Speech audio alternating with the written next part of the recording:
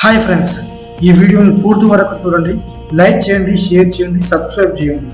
నన్ను కొంచెం ఎంకరేజ్ చేయండి. ఈ వీడియోలో మంచి కంటెంట్ మీకు ఇవ్వబోతున్నాను. శివుడికి అమ్మా నాన్న లేరు. అసలు శివుడు ఎలా పుట్టారు? మనందరం పుట్టింది తల్లిదండ్రుల వల్లే. మరి శివుడికి అమ్మా నాన్న లేరు అంటారు. అది ఎలా సాధ్యం? అసలు ఈ విషయాన్ని పెద్దలు వదిలిపెట్టారు, కానీ శాస్త్రంలో ఏం చెప్తున్నాయో తెలుసా? ఈరోజు మనం శివుడి ఆవిర్భావ రహస్యాన్ని పూర్తిగా తెలుసుకుందాం. చివరిలో మీకు ఒక మంచి రియలైజేషన్ వస్తుంది. ఈ వీడియోను పూర్తి వరకు చూడండి, లైక్ చేయండి. ఫస్ట్, శివుడు అంటే ఎవరు? శివుడు సంపూర్ణ శూన్యంతో కూడిన బ్రహ్మస్వరూపం. శివం అనే పదానికి అర్థం మంగళం, శుద్ధత, శాంతి.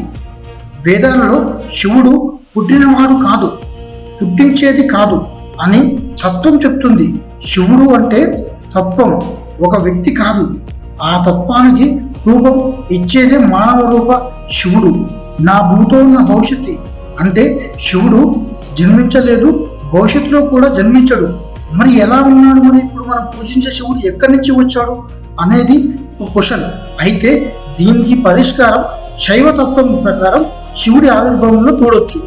ప్రాచీన శైవ గ్రంథాలు లింగ పురాణం, శివపురాణం ప్రకారం మొదట ఏమీ లేదు, ప్రకృతి లేదు, బ్రహ్మ విష్ణు లేరు.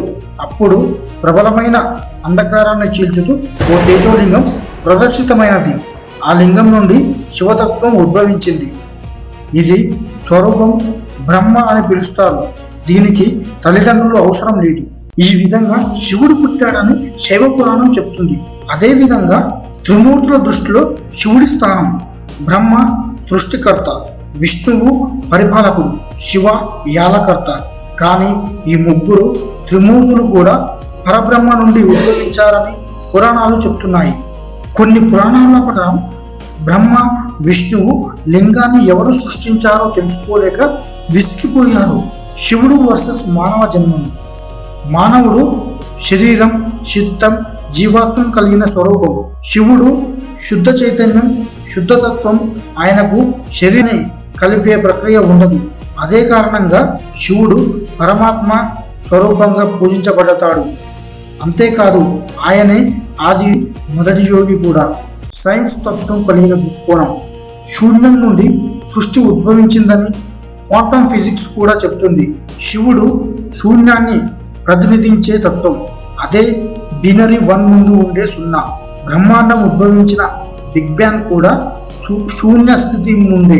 ఇంట్రెస్టింగ్ ఫ్యాక్ట్ ఏంటంటే, కొన్ని శైవ మత గ్రంథాలలో శివుని కోసం పుట్టినవాడు కాదు, కానీ కావాల్సిన చోట కనిపించేవాడు అని చెబుతారు.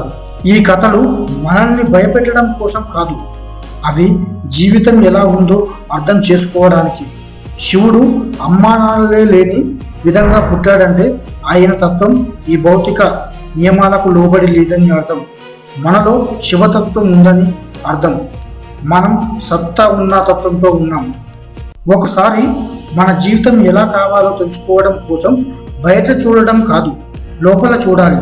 అక్కడే శివుడు ఉన్నాడు. ఇలాంటి ఆధ్యాత్మిక రహస్యాలు, తత్వం, శాస్త్రం, సైన్స్ కలిపి చెప్పే కథలు మీకు నచ్చినట్లయితే మా ఛానల్ని సబ్స్క్రైబ్ చేయండి. ఈ వీడియోని మీ ఫ్రెండ్స్తో షేర్ చేయండి. మీ అభిప్రాయాలను కింద కామెంట్ చేయండి.